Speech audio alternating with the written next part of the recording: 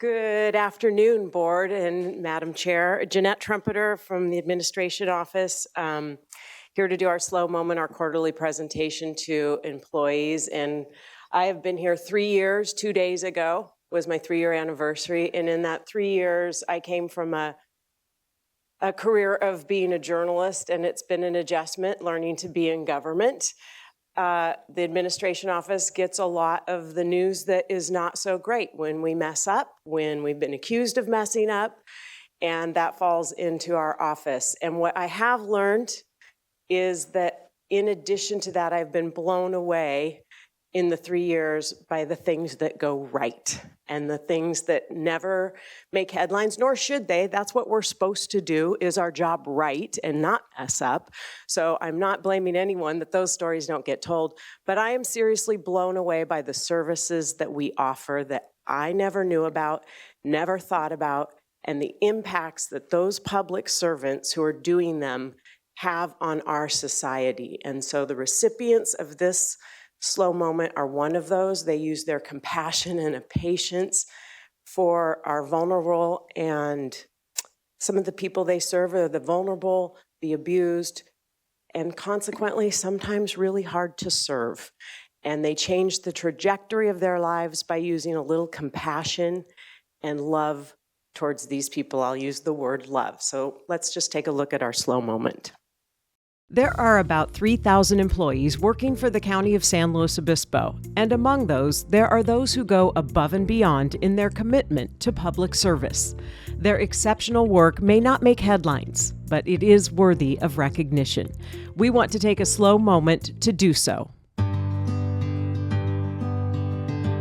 When we think of a juvenile detention facility, healthcare is likely not the first thing that comes to mind, but often it's the first thing the youth who enters this building needs. We get kids in here sometimes after they've been in a motor vehicle accident, and they may have a very serious injury, like a head injury. So it could be, they haven't been seen by a dentist or a doctor, they haven't had a physical in years. Some days you have kids that don't want to take their meds at a particular time, like they don't want to get out of bed in the morning. So sometimes it could be comfort that they need, a toothache or a headache, but it can become more serious than that. Maybe they've never been to the dentist. We've had kids with seizures, cancer, other heart conditions, high blood pressure. And also these kids, number one, they're not good historians, nor are their parents of their medical history and their care. And so sometimes they're defiant, even to medical. And so we have to work with that. And they are so incredibly patient, because to work with a non-compliant patient, and they don't have a choice, they have to work with this kid. Whatever the healthcare need, there is a medical team here to assess and address it. We can have younger, but generally we're 13 and older. I find that it takes time for the kids to trust us, but when your body is well taken care of, you start to relax. There's a lot of, I'll call it barriers to healthcare that they have faced for many reasons. So it's our job to advocate for them and break through those barriers. They learn that we're really there for them, and in time they learn to trust us. These healthcare providers have become an integral part of all the healing that happens inside this facility. And so it's amazing the fact that once you start getting that kid a little healthier, a little stronger, then they are more receptive to a lot of the different care that we provide, especially through like behavioral health. They are part of a team in which there are very different and defined roles, but where those defining lines can sometimes blur when the focus is where it should be, on the young person in their care. There was a situation where we had a kid was just totally non-compliant. And I asked, who's got the best rapport with this youth? And they said, Christine, the nurse. And I said, find her. We need her right now. So she came in and she just talked to the kid, and he just totally complied. And we were able to achieve the goal we needed to keep him safe and to keep everybody else safe. And then we have another nurse who actually has done cooking classes with the kids who are in our long-term treatment program. So that's where we embrace the blurred lines. We're here to help these kids be better. We just have different roles in making sure they become better. We've had a young woman who, she was a girl at the time, but she came through our system, and when she left, she actually said, I feel like I'm leaving my home. And there was just different nurses in there at the time, but she basically said, these have been like my moms. And because they show more care and nurturing than their own parents have. Is it rewarding? It's very rewarding. How so? It's nice to see kids come in a certain way and then they leave and they're more mature. I think that a lot of people learn to navigate through life a certain way. You have to push and fight for everything. But when you learn that someone's really there on your team and wants to make sure that you get what you need, and you can eventually buy into that and trust, it helps the whole picture. What do you say to the idea of us honoring you at a Board of Supervisors meeting? I think that working here, we've learned to honor the kids. So I don't think we want to be honored. So you would rather this go to the kids? Yes, I would. Yeah. They're up against a lot of things here, and we're rooting them on, cheering them on.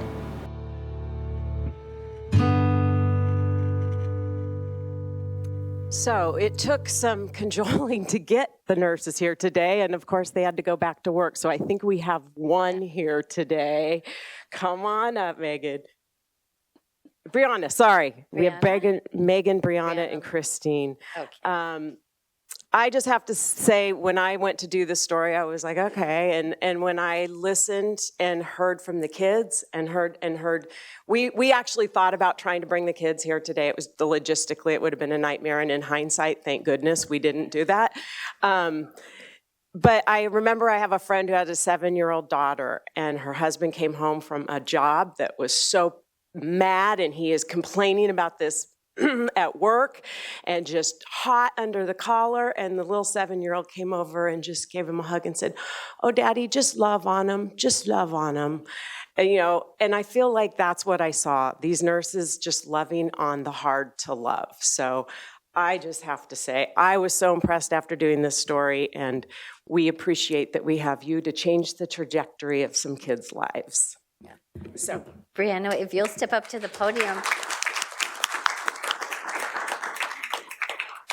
We have a resolution for you, and I think Supervisor Pauling, do you? Yeah, here it is, right here. It would be my honor and pleasure to read this. Thank you again for your service. This is a resolution recognizing Juvenile Hall nursing team for exceptional service to the County of San Luis Obispo and the youth in their care.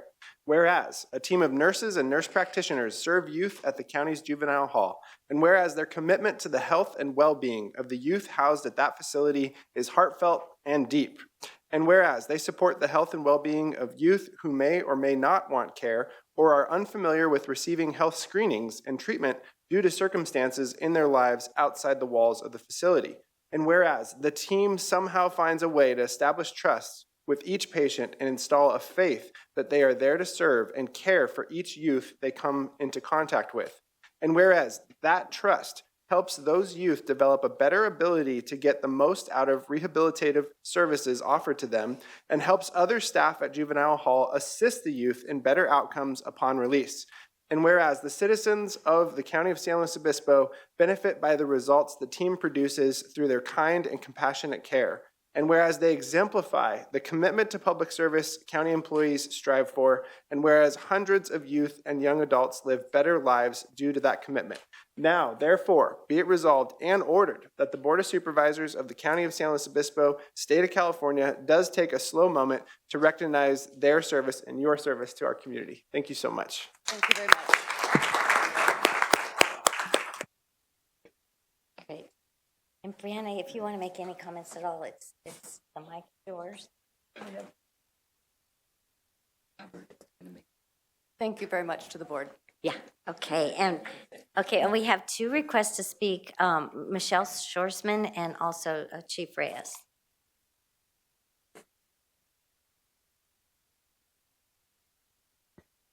trying to defer to the chief, but he called me up here. So Michelle Shorsman, my pronouns are she, hers, and I am the division manager of healthcare access and the proud supervisor of the team that provides the medical care at the Juvenile Hall. The last few years have been tough for those in healthcare. As I'm sure you can imagine, the pandemic has taken a toll on those in healthcare professions, with many, many retirements and many others deciding to leave the profession for less stressful pursuits. Since 2019, our entire medical team, and you've seen it's a small team. We have 3 full-time staff, and then we have a small cadre of nurse practitioners and nurses that fill in where we need them. But the entire medical team, both temps and permanent staff, has turned over since the beginning of the pandemic. So the group that we're recognizing today came in and answered the call in a time when many have chosen to turn the healthcare world away and gone a different direction. They are truly unsung heroes.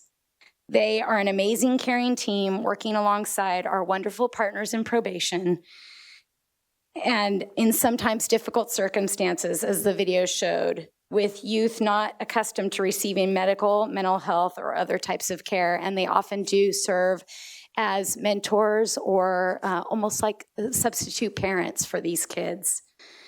They exemplify heart, compassion, and empathy. But these nurses and the nurse practitioners persevere, and I know I am grateful for them every single day.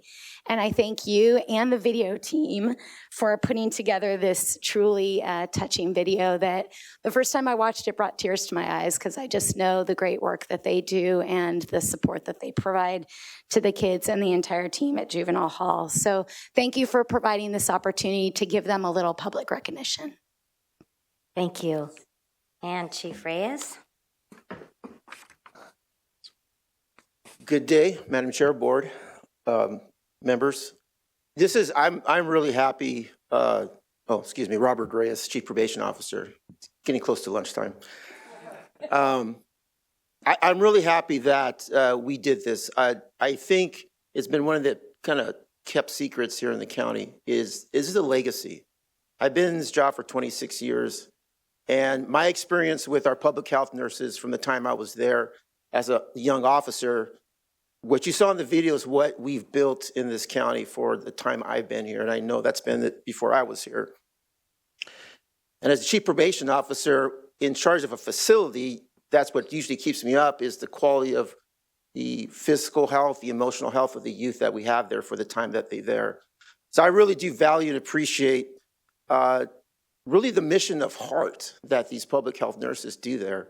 Nurse Christine, Nurse Megan, Nurse Brianna really are fantastic. I couldn't ask for a better set of nurses or a trio of nurses that are there, as well as the coverage we get from the extra help staff that come in. Appreciate the collaboration with public health, with Dr. Bornstein and Nick Drews, our health agency director. This collaboration is really built on mutual respect and trust. And what I want to leave the public is, as you saw in the video, these nurses, it's just not about taking temperatures and dispensing medication and doing a physical examination. All that does happen. But it's the impact they have on the youth there. They really do develop a mentorship. They're encouraging. They're involved in a lot other things that, before there was Cal-AIM, we were doing whole person care at that facility. They are part of the team that really looks at how best can we serve the youth while they're there. And so I know I appreciate everything they do. So on behalf of the probation department, again, congratulations. I'm very happy that this happened for them. And I look forward to our ongoing collaboration and relationship out there. So thank you. Thank you. Thank you. And back to the board. Any further comment from the board? Supervisor Gibson. Just thank you, Chief. Obviously, your department should be way proud of these folks. I've had the pleasure to visit out there a couple times, and last time I was there, I had a chance to talk with Christine, the nurse practitioner who's featured there. And I very much got the impression that was confirmed in her comments in the video about seeking public recognition. Yeah, no, not so much. I'd rather get back and get in touch with the kids. That just warms my heart. So please send my warmest regards out and appreciation for all they do. Yeah. Supervisor Ortiz, We're very proud of our probation department and all of the work that the entire staff does, including the TLC that's provided from this group. You know, everybody out there really is looking out for those young people, and we're recognized throughout the state of offering much more and beyond to help put children back together. You know, they've really been in, most of them have been in kind of bad situations. And so the fact that the staff recognizes that and is trying to provide the missing pieces to their childhood as they've gone through their truancy and all of that is remarkable. And so thank you for your service. Supervisor Pashang. Yeah, I just too would add thank you for all you've done and what you will do for all these young people in the direction that you're changing their lives. It's incredible the changes, and I have seen there. I've been there. What you've done is amazing work. Supervisor Paul. And I'll just add my appreciation. When I took the tour, I was really impressed with the culture instilled at Juvenile Hall and at the Academy. And that was actually echoed by our grand jury report, which was another agenda item today. So just wanted to highlight that as well. Thank you so much for your service. And I'll just echo my colleagues. One only needs to go visit you to feel the caring and the dedication that you all have out there. So thank you very much for giving us a chance to showcase this. Thank you.